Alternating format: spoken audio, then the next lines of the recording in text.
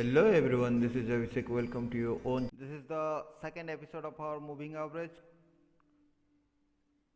And उस episode में हमने पिछले वाले एपिसोड में हमने सीखा था मूविंग एवरेज क्या होता है, उसका कैलकुलेशन कैसे बनता है और वो एवरेज कैसे निकलता है, simple moving average exponential moving average के बीच में डिफरेंसेस क्या है और टोटल मूविंग एवरेज का हम कैलकुलेशन जान गए थे पहले वाले एपिसोड में। अब इस एपिसोड में हम जानेंगे, इस पार्ट में हम जानेंगे कि इस मूविंग एवरेज काम कैसे करता है, मूविंग एवरेज को लेके हम ट्रेडिंग कैसे करें, इसको यूज हम कैसे करें, इसका क्या क्या कॉम्बिनेशंस होता है, everything everything about moving average. इसी ये दो पार्ट मैंने इसलिए बनाया था क्योंकि एक पार्ट में ही बहुत लंबा हो जाता वीडियो, जिससे कि आपको मतलब इतना बोरिंग हो जाता है, इतना जानने में कोई इतना 2 घंटा 1.5 घंटा तक बैठ नहीं पाएगा। तो उस हिसाब से मैंने इसका दो पार्ट बनाया था। तो ये लास्ट पार्ट है मूविंग एवरेज का। इसमें आपको मूविंग एवरेज के बारे में ट्रेडिंग के लिए जो जो जानकारी चाहिए वो सब मैं प्रोवाइड कर दूंगा। So without wasting time let's start. First topic, why moving average works as support and resistance. ये सपोर्ट और रेजिस्टेंस के हिसाब से काम क्यों करता है, इसको मैं अगर आपको लेमन लैंग्वेज में समझाऊं तो ये क्या मूविंग एवरेज क्या होता है। एक कुछ दिनों के यहाँ से यहाँ तक का मूविंग एवरेज हम निकालेंगे अगर, तो ये सारे के सारे प्राइस को मिलाकर उसको डिवाइडेड बाय जितने नंबर्स ऑफ कैंडल्स है तो मूविंग एवरेज निकल जाएगा। वो यहाँ से लेके वो आपका यहाँ से लेके यहाँ तक का टोटल यहाँ तक का आपका एवरेज निकल जाएगा, तो इसी के करीब कहीं आएगा। तो जैसे जैसे प्राइस मूव करता है मूविंग एवरेज भी उसी हिसाब से मूव करेगा। तो जब मूविंग एवरेज, इसको एक एग्जांपल के साथ हम लोग देखते हैं, जस्ट ए मिनट, इसको मैं डिलीट कर दूं। इसको एक एग्जांपल के हिसाब से हम लोग देखते हैं। मान लीजिए कि दो लोग हैं, एक है मिस्टर ए, दूसरे मिस्टर बी। ये जो मिस्टर ए है ये क्या कर रहे हैं, स्टॉक जब यहाँ पर 10 रुपये में था तो एक पीस खरीदा, जब यहाँ पर 15 में गया तो एक पीस खरीदा, जब 20 में गया तो एक पीस खरीदा, जब फिर से स्टॉक 17 में आया तो एक पीस खरीदा, फिर से जब ये स्टॉक 18 पे गया तो एक पीस खरीदा, फिर 21 पे आया स्टॉक एक पीस खरीदा, फिर 25 पे एक पीस खरीदा, फिर 30 पे एक पीस खरीदा, फिर यहाँ पर 26 में एक पीस खरीदा और यहाँ पर 25 में एक पीस फिर से खरीदा। तो क्या हो गया, ये टोटल कितना दिन हो गया, 1 2 3 4 5 6 7 8 9 10, ये 10 दिन तक मिस्टर ए रोज रोज एक एक स्टॉक खरीद रहे हैं। तो जब ये स्टॉक रोज रोज खरीदते हैं, प्राइस इनका सेम नहीं है, कभी 10 रुपये में खरीद रहे हैं, कभी 15 रुपये में खरीद रहे हैं, कभी 20 रुपये में खरीद रहे हैं, कभी 17 में, कभी 18 में, कभी 21 में। तो रोज रोज अलग अलग प्राइस में ये खरीद रहे हैं एक एक स्टॉक। तो ये जो मिस्टर बी है, ये मिस्टर बी बैठ के देख रहा है पहले दिन से। जब मिस्टर ए 10 रुपये में खरीदे तो इसने कहा चलो यार ये स्टॉक जाएगा नहीं जाएगा, इसका डिसबिलीव था, वो खरीदा नहीं। फिर जब 15 में गया मिस्टर बी सोचा कि शायद मैं एक अगर खरीद लेता तो आज 5 रुपये के प्रॉफिट में होता। फिर 20 में गया, ये और पछताने लगा। फिर जब 17 में आया तो ये सोचा ये तो 10 में खरीदा है मिस्टर है, मैं 17 में क्यों खरीदूं। फिर छोड़ा, फिर 18 में गया, फिर 21, फिर ऐसे बढ़ता गया। जब 30 में आ गया तो मिस्टर बी को तब अफसोस होने लगा कि मैंने 10 रुपये में क्यों नहीं खरीदा। ये मिस्टर बी तब तक अफसोस के साथ जी रहा है कि मैं 10 रुपये में क्यों नहीं खरीदा। मार्केट तो कभी स्ट्रेट हुए ऐसे नहीं जा सकता ना, मार्केट तो गिरेगा भी, करेक्शन तो लेगा ही। तो जब मार्केट गिरा, ये मूविंग एवरेज ऐसे जा रहा है, तो जब मार्केट फिर से गिरा, ये मूविंग एवरेज है, और जब मार्केट गिरा इस मूविंग एवरेज के पास, इसका मतलब क्या हुआ, ये मिस्टर ए जो खरीद रहे थे 10 दिन से, इनका एवरेज प्राइस अगर यहाँ से लेके यहाँ तक मिला दे डिवाइडेड बाई 10, क्योंकि हम 10 दिन का ले रहे हैं तो हमारे कैलकुलेशन के हिसाब से इसको जितने दिन है उसमें डिवाइड करेंगे। तो ये सारे के सारे प्राइस को मिला के अगर हम 10 में डिवाइड कर दें तो इनका 15-13 रुपये के करीब कहीं आएगा, एक मान के चलते हैं 13 रुपये, ठीक है, 13 रुपीज़। तो मूविंग एवरेज अभी कहाँ पर है, 13 रुपीज़ में। मिस्टर ए का एवरेज कहाँ पर है 13 रुपीज़ में। तो मिस्टर बी क्या देखा, मिस्टर बी देखते हैं कि यहाँ पर मिस्टर ए 10 रुपये में खरीद के जहाँ पर गया था उसका एवरेज जो है मेरा भी वो अभी उसी एवरेज के आसपास मुझे स्टॉक मिल रहा है। तो तब मिस्टर बी क्या करते हैं, यहाँ पर एक साथ 10 स्टॉक खरीद लेते हैं। मिस्टर ए 10 दिन से एक एक करके खरीद रहे थे और मिस्टर बी एक साथ 10 स्टॉक एक दिन में खरीद लिए, क्योंकि उनको एक ही एवरेज प्राइस में आता है। तो हम लोग जैसे जानते हैं मार्केट में प्राइस कैसे बढ़ता है, मार्केट में किसी स्टॉक को किसी इंस्ट्रूमेंट का प्राइस कैसे बढ़ता है, जब उसमें डिमांड आता है तभी प्राइस बढ़ता है। तो यहाँ पर क्या हुआ कि एक साथ एक ज़्यादा डिमांड क्रिएट हो गया, एक साथ एक ज़्यादा डिमांड यहाँ पर क्रिएट हो गया। जब यहाँ पर डिमांड क्रिएट हो गया तो स्टॉक का प्राइस क्या होगा, यहीं से ऊपर जाएगा। इसका वाइस वर्सा क्या होता है कि ये यहाँ पर क्या सपोर्ट की तरह काम करा, मूविंग एवरेज यहाँ पर इस हिसाब से सपोर्ट की तरह काम कर रहा है। तो ये मूविंग एवरेज कब रेजिस्टेंस की तरह काम करता है वो भी देख लेते हैं। क्यों रेजिस्टेंस की तरह काम करता है, मान लीजिए सेम एग्जांपल है कि कोई यहां से स्टॉक को खरीद के रखा है, ठीक है।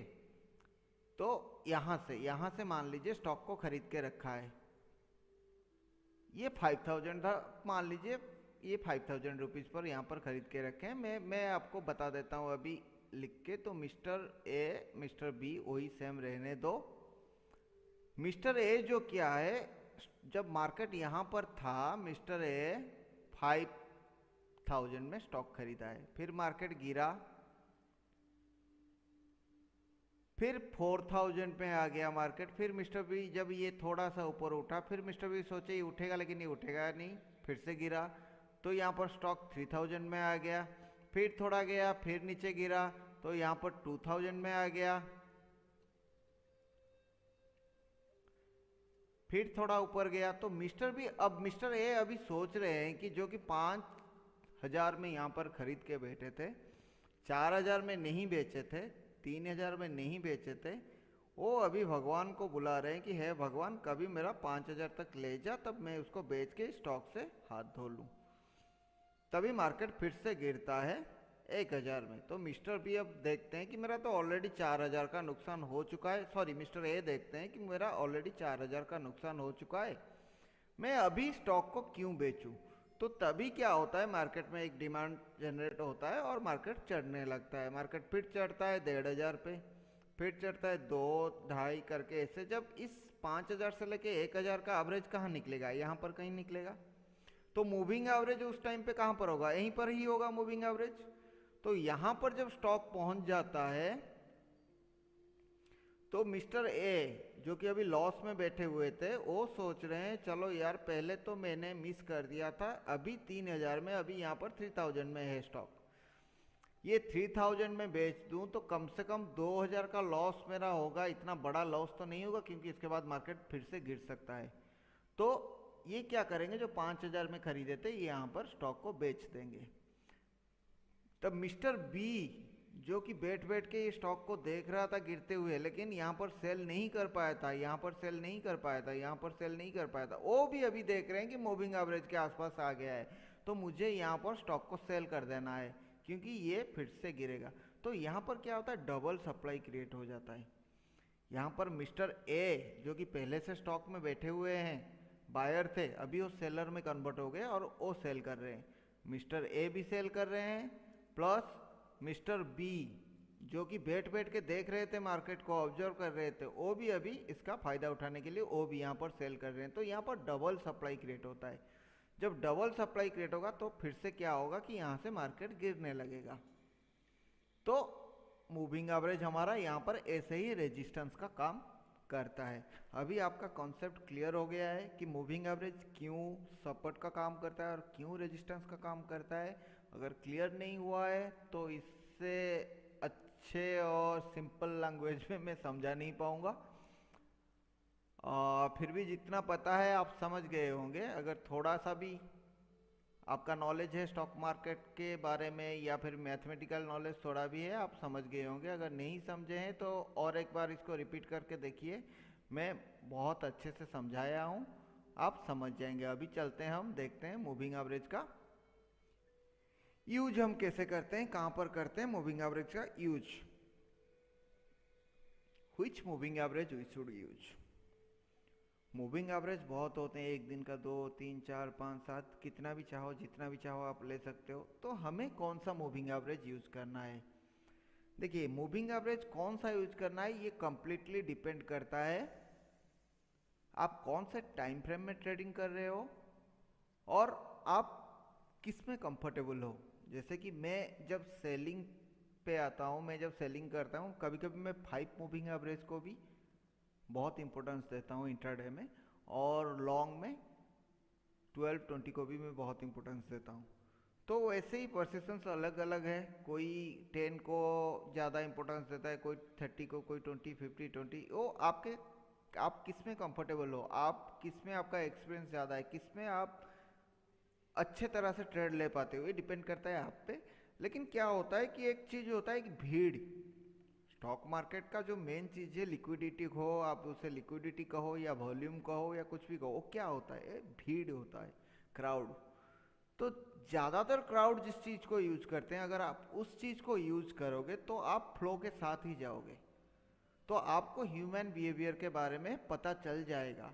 क्योंकि ज़्यादातर लोग, मेजोरिटी ऑफ पीपल अगर उसे यूज कर रहे हैं तो सारे के सारे जो भी ट्रेड कर रहे हैं उस टाइम पे उनके दिमाग में एक ही चीज़ चल रहा होगा। जब उस चीज़ को आप पकड़ पाएंगे तो आराम से आप मान लीजिए कि 20 मूविंग एवरेज एक ऐसा मूविंग एवरेज है, या फिर 200 मूविंग एवरेज एक ऐसा मूविंग एवरेज है जिसको ज़्यादातर ट्रेडर्स हो, इन्वेस्टर्स हो, इंपॉर्टेंस देते हैं। तो जब 20 मूविंग एवरेज या 200 मूविंग एवरेज के पास कोई भी स्टॉक कुछ भी रिएक्ट करता हो, इसका मतलब वहाँ पर वो स्टॉक नहीं रिएक्ट कर रहा है, वो इंस्ट्रूमेंट रिएक्ट नहीं कर रहा है, कुछ लोग, वो क्राउड, वो भीड़, वो वॉल्यूम, जो भी बोलो आप, वो रिएक्ट कर रहे हैं। तो आप अगर उनके साथ, उनके फ्लो में जाते हो तो डेफिनेटली आप एक विनर बने रहोगे। अगर आप फ्लो के ऑपोजिट डायरेक्शन में जाते हो तो डेफिनेटली आपको पैसा गंवाना पड़ेगा यहाँ पर, क्योंकि यहाँ पर सारे गेम्स वॉल्यूम का होता है। जहाँ पर ज़्यादा वॉल्यूम है, ज़्यादा जिस तरफ के ट्रेंड है, ट्रेंड इज योर फ्रेंड इसीलिए बोला जाता है, क्योंकि मेजोरिटी ऑफ पीपल जो रास्ते में जा रहे हैं, अगर आप उनके साथ जाओगे, अगर आप भीड़ में चलोगे तो क्या होगा कि आप एक सही डायरेक्शन में आपके प्रोटेक्शन मिल जाएगा। लेकिन अगर आप उनके अगेंस्ट में चलोगे तो आपको अपॉर्चुनिटी ढूंढना पड़ेगा। अगेंस्ट में भी आप जा सकते हो लेकिन ज़्यादातर टाइम आप पैसा गवाओगे, क्योंकि अगेंस्ट में जाने के लिए मार्केट के ऑपोजिट जाके रिवर्सल ट्रेड करने के लिए जो एक्सपीरियंस चाहिए और जो एक्सपर्टाइज चाहिए, जब तक वो आपके पास नहीं है तो कभी भी आप ट्रेंड के अगेंस्ट पे मत जाइए, ट्रेंड के ऑपोजिट डायरेक्शन में मत जाइए। तो जो कॉमनली लोग यूज करते हैं वो क्या होता है, शॉर्ट टाइम फ्रेम में 5, 7, 10, 20, 21, ये 5 मूविंग एवरेजेस यूज करते हैं, और लॉन्गर टाइम फ्रेम में वो 20, 34, 44, 50, 100, 200, ये 6 मूविंग एवरेजेस यूज करते हैं। ये जहाँ तक मेरा एक्सपीरियंस है, और मैंने जितने भी ट्रेडर्स को देखा है और जो अच्छे सक्सेसफुल ट्रेडर्स है और कुछ यूट्यूब से वीडियो भी जो देखा है, तो ज़्यादातर आपको मिल जाएगा यही 11 इंडिकेटर, सॉरी 11 मूविंग एवरेजेस, जहाँ पर ज़्यादातर लोग इसी मूविंग एवरेजेस में काम करते हैं। तो आपके लिए सही रहेगा या गलत रहेगा ये आप ही डिसाइड करोगे। तो जितना मेरा नॉलेज है उसी हिसाब से मैंने आपको बता दिया कि common indicators, sorry common moving averages कौन कौन सा है जिसे हर कोई यूज करता है। अब ये डिपेंड करता है आप पे कि आप किस पे कंफर्टेबल हो। आप सारे के सारे लगा के देख सकते हो, आप जिस पे कंफर्टेबल हो, जिस पे आपको अच्छा ट्रेड मिल रहा है, जिस पे आपको अच्छा अपॉर्चुनिटी मिल रहा है, जिसको आप समझ पाओ, बस आप उसे यूज करो। अब हमारा सेकेंड टॉपिक आ गया, how to plot moving average. तो how to plot moving average, इसके लिए हम चलते हैं डायरेक्ट चार्ट पे। तो हम आ गए अभी चार्ट पे। ये आप जीरोधा का चार्ट मैंने लगाया है क्योंकि मैं ट्रेड करता हूँ जीरोधा पे ज़्यादातर, और आप ट्रेडिंग व्यू पे जा सकते हैं या फिर इन्वेस्टर, कोई भी चार्टिंग सॉफ्टवेयर हो, इसमें कोई बड़ी बात नहीं है। तो उनका जहाँ पर इंडिकेटर टैब होगा, जैसे यहाँ पर इंडिकेटर है, जाइए डायरेक्ट वहाँ पर आप टाइप कर लीजिए मूविंग एवरेज। आ गया मूविंग एवरेज, इसको लगा दीजिए जितना चाहे, 1, 2, 3, 4, जितनी बार क्लिक करेंगे उतना लग जाएगा।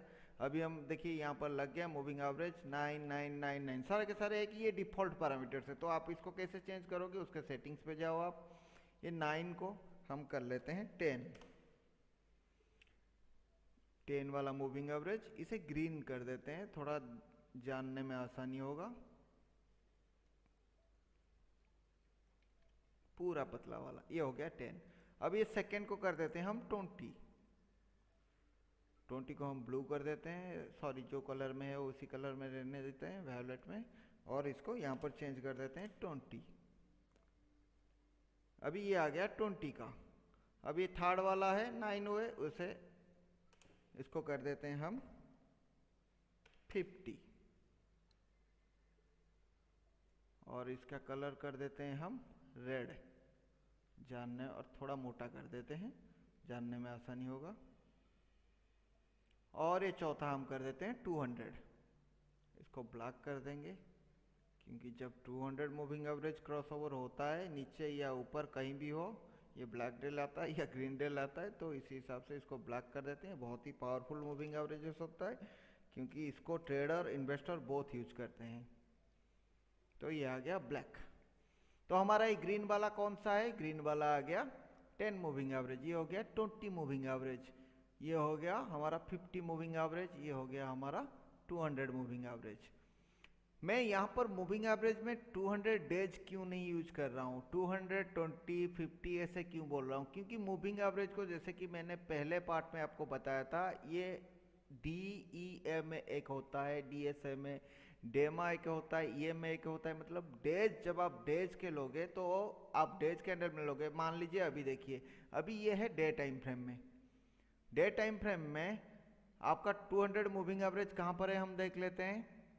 यहाँ पर आपको अच्छे से भाव नहीं दिखाई देगा, यहाँ पर आप देखेंगे, जब मैं कर्सर यहाँ पर रखूंगा तो आप यहाँ पर देख लीजिएगा, तो यहाँ पर आपको एक्यूरेट पता चल जाएगा प्राइस क्या है। लास्ट डे में देखिए 16715, 16,715 पे है 200 मूविंग एवरेज। कौन सा time frame, day time frame. अब इसको हम कर देते हैं 1 आवर टाइम फ्रेम। ये 1 आवर टाइम फ्रेम में हम जब इसको चेंज कर दिए, तो यहाँ पर देखिए मूविंग एवरेज कितने पे, 17,000, यहाँ पर देखिएगा 200, ठीक है। मैं इसको नीचे ले लेता हूँ ताकि आपको देखने में आसानी हो। यहाँ पर देखिएगा, ये लास्ट स्टेप पे मैंने कर्सर रखा तो 17,658 देख लिया आप। जब डे पे था, उसी सेम डे का आ गया 16,000 समथिंग। जब उसको हम 1 आवर पे कर दिए तो प्राइस बदल गया 17,000 समथिंग। इसका मतलब क्या है कि मूविंग एवरेज दिन नहीं, कैंडल को काउंट करता है। ये जो 200 मूविंग एवरेज ये देख रहे हो, जब 1 आवर में है तो ये यहाँ से इसका पिछला जो 1 आवर 200 1 आवर के कैंडल को मिला के जो एवरेज निकाला है वो हो गया 17,600। आपका 1 आवर कैंडल में ये आ जाता है 28 डेज के करीब, क्योंकि एक दिन में 6 कैंडल होते हैं, आवरली कैंडल 6 होते हैं, और ऐसे आप हिसाब कर लोगे तो आपको वही 28 डेज के करीब आ जाएंगे। तो जब इसको हम डे टाइम फ्रेम में ले जाते हैं तो ये क्या हो जाता है 200 डेज, मतलब ये 200 डेज का मूविंग एवरेज अभी, क्योंकि टाइम फ्रेम, तो टाइम फ्रेम के हिसाब से मूविंग एवरेज भी बदलते रहते हैं, क्योंकि मूविंग एवरेज दिन को नहीं कैंडल को रिप्रेजेंट करते हैं। 10 मूविंग एवरेज मीन्स 1 2 3 4 5 6 7 8 9 10, यहाँ से लेके यहाँ तक का एवरेज। 20 मीन्स यहाँ से लेके यहाँ तक का एवरेज। ऐसे ही ये कैंडल्स को कैलकुलेट करते हैं, कैंडल्स को रिप्रेजेंट करते हैं, ये दिन को रिप्रेजेंट नहीं करते हैं। तो आप इसको 20 days moving average, 30 days moving average, 200 days moving average बुलाना बंद करिए, क्योंकि ये कैंडल्स को आपको 20 मूविंग एवरेज बोलिए, 50 बोलिए, क्योंकि ये टाइम फ्रेम के हिसाब से बदलता रहता है। तो अब चलते हैं हम लोग, हमारा आपको पता चल गया कैसे इसको प्लॉट करें। अब हमारा तीसरा टॉपिक है what is moving average crossover. Moving average crossover किसे बोला जाता है, जो कि एक कॉमनली टर्म है, आप बहुत जगह पे सुने होंगे, यूज भी किए होंगे। तो मूविंग एवरेज क्रॉसओवर क्या है, तो ये जैसे देखिए यहाँ पर 10 जो, तो 10 मूविंग एवरेज ग्रीन है, ये आके इसको ऊपर से आके नीचे काटा है, तो यहाँ पर ये हो गया क्रॉसओवर।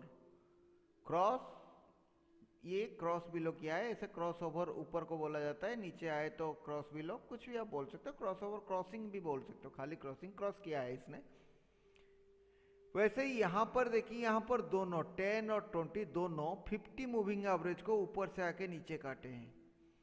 यहाँ पर देख सकते हो ऊपर ऐसे क्रॉस, तो ये होता है क्रॉस ओवर्स। जब कोई छोटा टाइम फ्रेम का मूविंग एवरेज बड़ा टाइम फ्रेम के मूविंग सॉरी छोटा मूविंग एवरेज बड़े मूविंग एवरेज को नीचे से या ऊपर से कहीं से क्रॉस करता है तो उसे बोला जाता है क्रॉसओवर। तो उस क्रॉसओवर का रीजन क्या होता है कि प्राइस छोटे टाइम फ्रेम में नीचे आता है या ऊपर जाता है, जो भी होता है वो छोटा टाइम फ्रेम का जो मूविंग एवरेज होता है ना, जो छोटा मूविंग एवरेज होता है, जो कम कैंडल्स का मूविंग एवरेज होता है, वो उसके साथ मतलब करंट प्राइस के साथ चलते हैं, इसलिए वो। लेकिन जो लॉन्ग प्राइस है, जैसे कि यहाँ पर देखिए सबसे ज़्यादा ऊपर है 10, वो प्राइस के साथ साथ ही चल रहा है।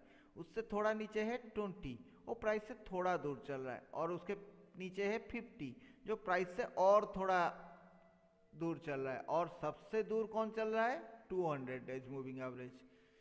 क्योंकि ये जो 200 डेज इनका कर्व्स बहुत ज़्यादा होते हैं, ये जो छोटे मूविंग एवरेज होते हैं इनका कर्व्स बहुत ज़्यादा होते हैं, लेकिन जो बड़े मूविंग एवरेज होते हैं उनके कर्व्स उतना बड़ा नहीं होते हैं, ये ज़्यादातर टाइम स्ट्रेट अवे रहते हैं, इसलिए इनको छोटा ही हमेशा बड़े को क्रॉस करता है, बड़ा कभी जाके छोटे को क्रॉस नहीं करता है। ऊपर से छोटा आके बड़े को नीचे जाएगा, या फिर नीचे से छोटा मूविंग एवरेज ऊपर को बड़ा को क्रॉस करके जाएगा, ये होता है क्रॉस ओवर।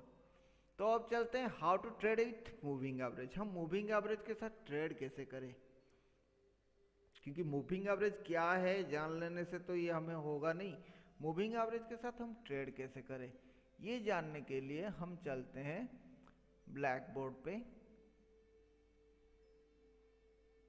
मान लीजिए प्राइस एक यहां से ऐसे प्राइस चढ़ रहा है, मूविंग एवरेज भी इसी के साथ साथ ऐसे चढ़ रहा है, तो प्राइस यहां से फिर से गिरने लगा, क्योंकि प्राइस का एक नेचुरल बिहेवियर है, वो मूविंग एवरेज के पास आएगा, उसको टच करने के लिए वो आएगा। क्यों आएगा ये आपको पता है, मैंने थोड़ी देर पहले ही आपको समझाया था क्यों आएगा। क्योंकि इनका एक एवरेज निकलेगा, प्राइस का जो एवरेज निकलेगा ये होता है मूविंग एवरेज, तो उस एवरेज के पास वो जरूर आएगा। तो हम अगर प्राइस अगर ऊपर ऐसे निकल गया है, प्राइस अगर ऐसे निकल गया है, तो हम वेट करेंगे कब ये आता है मूविंग एवरेज के पास। क्योंकि यहां पर अगर हम कोई बाइंग का पोजीशन क्रिएट करते हैं यहां पर, तो हमारा स्टॉप लॉस कितना बड़ा हो जाएगा, देखिए नहीं कर सकते हैं। ये हर जगह पे आप देखिए स्टॉप लॉस कितना कितना बड़ा है, बहुत बड़ा। लेकिन मूविंग एवरेज के पास क्या होता है, तो आपको वेट करना है, ये मान लीजिए मूविंग एवरेज और ये प्राइस चल रहा है, तो ये प्राइस कभी ना कभी मूविंग एवरेज को टच करने के लिए आएगा। जब टच करने के लिए आएगा, जब यहाँ पर टच करेगा, तो आप एक छोटा सा स्टॉप लॉस यहाँ रख के यहाँ से अगर रिजेक्शन लेता है तो बाय कर सकते हो, अगर इसको क्रॉस कर लेता है तो आप सेल कर सकते हो यहाँ पर स्टॉप लॉस रख के। इससे क्या होगा कि आपका स्टॉप लॉस छोटा हो जाएगा। अगर आपका स्टॉप लॉस हिट होता है तो पोजीशन रिवर्स कर लीजिए, अगर स्टॉप लॉस हिट नहीं होता है तो आप अपना 1:2 का जो टारगेट रेशियो होता है मिनिमम, जब भी आप ट्रेड करें 1:2 का रेशियो मिनिमम रखें। इससे क्या होता है कि आपका अगर ट्रेड गलत भी हो जाए, कभी 2-4 स्टॉप लॉस से सीट भी हो जाए, तो आपको कुछ फर्क नहीं पड़ेगा, क्योंकि आप 1:2 रेशियो में चल रहे हैं। तो 2 ट्रेड खराब होने से भी एक ट्रेड में आपका पैसा उठ जाएगा। और मार्केट एक प्रोबेबिलिटी पे चलता है, तो हमेशा ऐसा नहीं है कि मार्केट में आप विन करोगे, मार्केट में आपका लूज भी होगा। तो अभी आपको पता चल गया मूविंग एवरेज में ट्रेड कैसे करते हैं, कहाँ पर वहाँ पर पोजीशन बनाना है। तो अभी चलते हैं बेस्ट मूविंग एवरेज क्रॉसओवर। ये जो क्रॉसओवर होता है, ये क्रॉसओवर बेस्ट कौन सा होता है, एक देखिए ये क्रॉसओवर यहाँ पर अलग अलग लोगों का अलग अलग राय होता है। तो मेरे नॉलेज के हिसाब से, मेरे एक्सपीरियंस के हिसाब से 7, 21, 10, 20, 12, 34 ये 3 जो क्रॉसओवर्स है वो शॉर्ट टर्म में अच्छे तरह से काम करते हैं। 20, 50, 50, 100, 50, 200 ये लॉन्ग टर्म में काम करते हैं, अच्छा काम करते हैं। और 20, 50, 100, 200 ये गोल्डन क्रॉसओवर होते हैं। ये गोल्डन क्रॉसओवर क्या होता है, कैसे होता है, चलिए समझते हैं। मान लीजिए ये हो गया 20 वाला चल रहा है मूविंग एवरेज, और ये जो ऑरेंज वाला है ये 50 का चल रहा है, और ये जो पिंक कलर का है ये 100 का चल रहा है, और सबसे ऊपर जो है ये स्काई कलर का जो है ये सबसे ऊपर चल रहा है, बड़ा वाला, ये 200 का है, 200 का है। ये आपका पिंक आ गया, ये आ गया 50 का, और ये जो ऑरेंज वाला है ये हो गया, सॉरी ये हो गया आपका 50, ये हो गया 100 का, और ये हो गया आपका जो ग्रीन वाला है, ये ग्रीन वाला मूविंग एवरेज कौन सा है, ये आपका हो गया 20 मूविंग एवरेज। तो जब क्या करेगा, पहले कौन सा क्रॉस करेगा, पहले सबसे जो छोटा होगा वो क्रॉस करेगा। तो सबसे छोटा कौन सा है, ये ग्रीन वाला है, तो ये जाके इसको क्रॉस करेगा, किसको, 50 मूविंग एवरेज को। 50 मूविंग एवरेज चल रहा है, ये इसको क्रॉस किया, तो उसके बाद ये जो पिंक वाला है 100 मूविंग एवरेज, ये भी ऐसे पैरेलल में चल रहा है। तो ये जो आपका 50 मूविंग एवरेज है, 20 मूविंग एवरेज इसको क्रॉस करने के साथ साथ इसको सबको क्रॉस करके, क्योंकि जो सबसे छोटा टाइम फ्रेम में होता है ना वो पहले क्रॉस करता है, तो ये ऐसे क्रॉस करके ऊपर चला गया। उसके बाद कौन क्रॉस करेगा, उससे जो छोटा वाला है, उससे जो बड़ा वाला है 50 मूविंग एवरेज, ये क्रॉस करेगा। तो ये यहाँ से क्रॉस करके ऐसे चला गया। यहाँ पर मत देखिए क्योंकि यहाँ पर कुछ अलग तरह से क्रॉस ओवर हो गया मेरे हिसाब से। तो उसके बाद कौन क्रॉस करेगा, उसके बाद उससे बड़ा कौन सा है, 100 वाला है, तो ये पिंक लाइन ये क्रॉस करेगा, ठीक है। तो अभी ये जो पॉइंट बन गया, ये जो पॉइंट बन गया, ये हो गया मूविंग एवरेज क्रॉस ओवर। उसके बाद ऑटोमेटिकली ये जब सब ऊपर जाएंगे ऐसे, तो आहिस्ते आहिस्ते करके आपका जो बड़ा टाइम फ्रेम का 200 है, ये भी ऐसे आहिस्ते घूमने लगेगा ऊपर, मतलब ट्रेंड चेंज हो गया। जो डाउन ट्रेंड में चल रहा था अभी उसका ट्रेंड ऑफ हो गया, अभी वो ऑफ ट्रेंड में चला। ये कैसे हम पता करें, अगर ये यहाँ पर आकर रिट्रेस करके फिर से जाता है, क्योंकि कभी कभी होता है मूविंग एवरेज क्रॉस ओवर के बाद भी यहाँ पर थोड़ा होके गिर जाता है।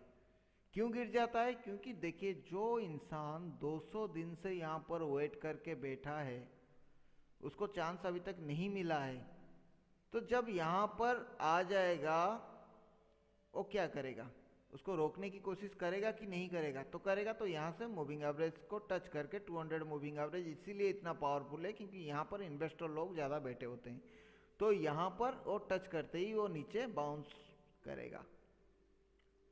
तो जब नीचे रिवर्स आएगा तो फिर से अगर यहाँ पर आ गया तो कुछ स्ट्रेंथ आ गई, यहाँ से बाहर उसको उठाए कुछ किए, तो ये फिर से ऊपर जाएगा, यहाँ पर क्रॉस हो सकता है, और कभी कभी ये एक ही झटके में क्रॉस हो सकता है। तो ये वेरी करता है मार्केट सिचुएशन पे, क्या वहाँ पर है क्या नहीं, उस सिचुएशन को देख के आपको क्रॉसओवर मतलब आइडेंटिफाई करना है और उस हिसाब से ट्रेड करना है। तो आपको याद रखिए मूविंग एवरेज क्रॉसओवर पे कभी भी डायरेक्ट ट्रेड नहीं लेना है, क्योंकि मूविंग एवरेज क्रॉसओवर पे अगर डायरेक्ट ट्रेड अगर आप लोगे तो क्या होगा, ये कब क्रॉस करेगा, ये एक लैगिंग इंडिकेटर है, ये तो लीडिंग इंडिकेटर है नहीं, तो ये कब आपका क्रॉस करेगा, जबकि प्राइस ऊपर बढ़ चुका होगा, प्राइस ऑलरेडी यहां पर होगा, यहां पर प्राइस होगा, तभी ये क्रॉसओवर्स होंगे।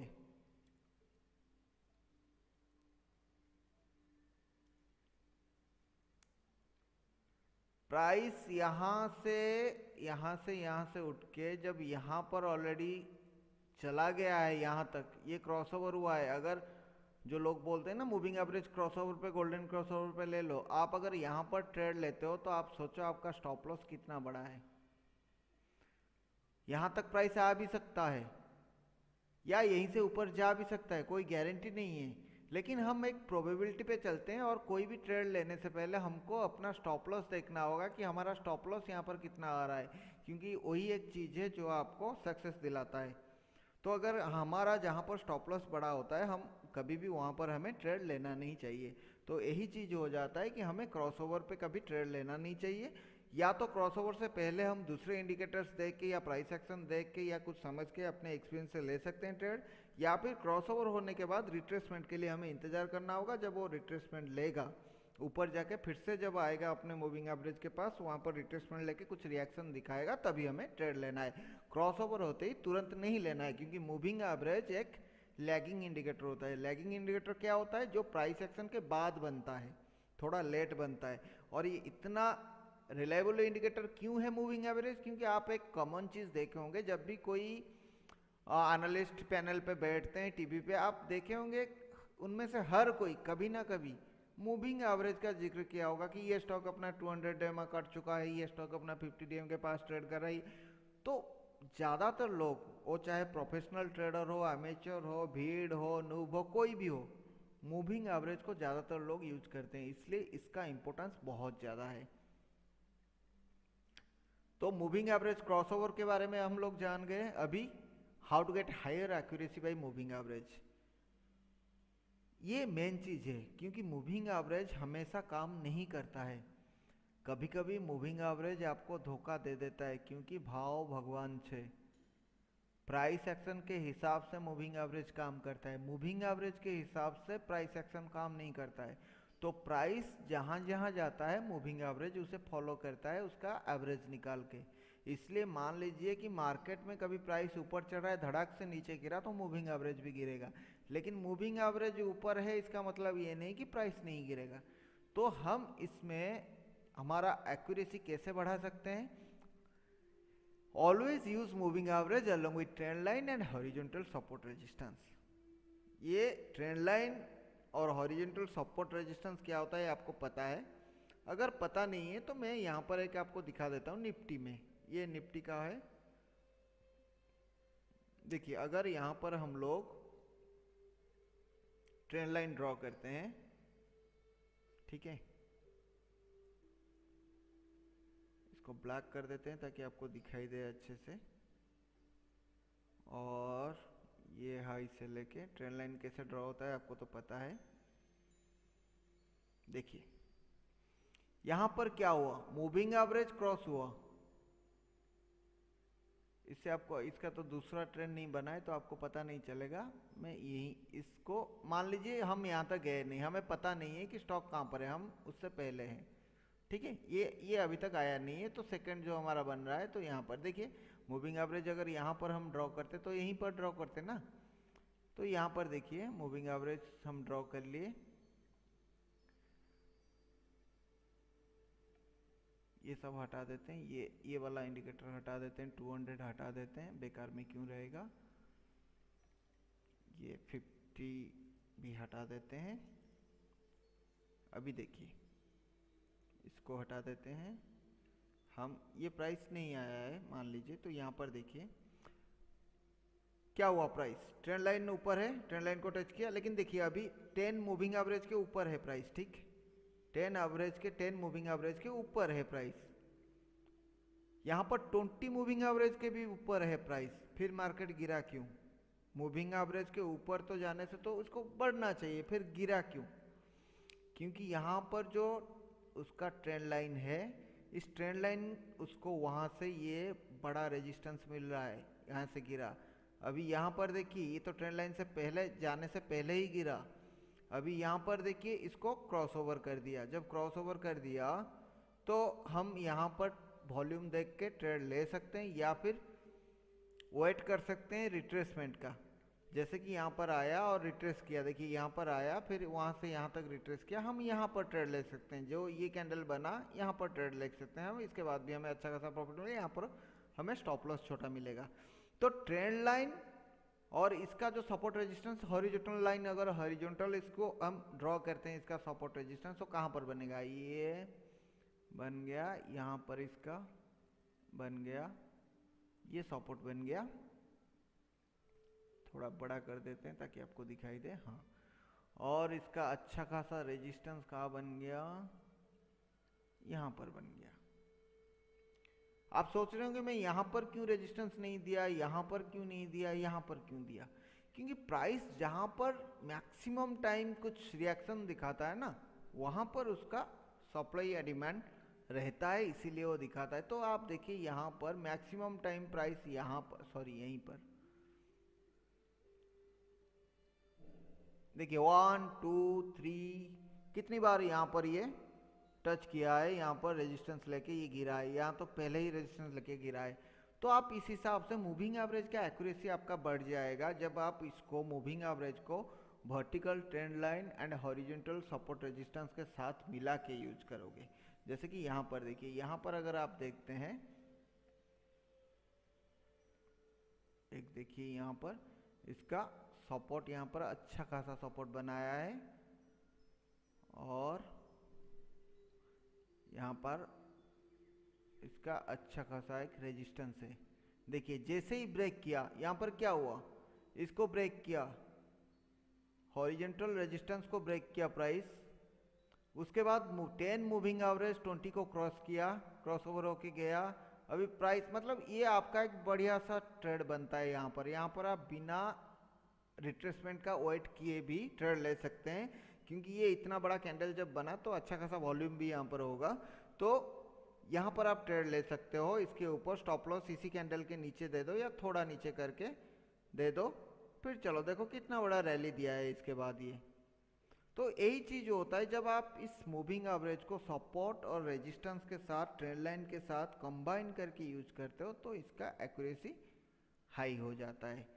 तो अभी आई थिंक मैंने आपको मूविंग एवरेज के बारे में सब कुछ बता दिया, और मूविंग एवरेज को लेके बहुत सारे स्ट्रेटेजीज है जो मैं बाद में एक एक करके अपलोड कर दूंगा, क्योंकि इतने सारे स्ट्रेटेजीज को एक ही वीडियो में अगर अपलोड करना चाहूँ तो ये वीडियो कम से कम बहुत लंबा हो जाएगा और ऐसे भी आपको कुछ भी समझ में नहीं आएगा। तो मैं एक एक करके इसमें स्ट्रेटेजी अपलोड करता रहूँगा, so don't worry. And another thing is, अगर वीडियो अच्छा लगा आपको, वीडियो के बारे में पहले छोड़िए, पहले अगर इसमें कोई डाउट आपका रह गया तो आप मुझे कमेंट करके बता सकते हैं। मैं उस डाउट को वहाँ पर कमेंट सेक्शन में रिप्लाई ज़रूर करूँगा, या फिर अगर डाउट उतना बड़ा हो, कॉमन हो, तो उसके लिए एक दूसरा वीडियो भी बना दूंगा। अब मेन चीज़ है, अगर ये वीडियो आपको अच्छा लगा, पार्ट 1 पार्ट 2 दोनों, और मूविंग एवरेज क्या है आप समझ में आ गया आपको और इससे आपका कुछ हेल्प हुआ हो, तो kindly like the video, subscribe the channel and press the bell icon to get the latest updates from my channel. Okay guys, आज के लिए बस इतना ही, फिर मिलते हैं कल किसी नए वीडियो के साथ। और परसों जैसे कि हमारा चल रहा है 30 डेज चैलेंज, तो परसों तो ऐसे भी मिलेंगे ही मंडे को। तो कल अगर होता है मैं और कुछ लर्निंग वीडियोस, बहुत सारे वीडियोस मेरे पास ऑलरेडी रिकॉर्डेड है, तो हो सकता है कल मैं और कुछ अपलोड कर दूं। Thank you guys. Bye bye and take care. See you on Monday. Thank you.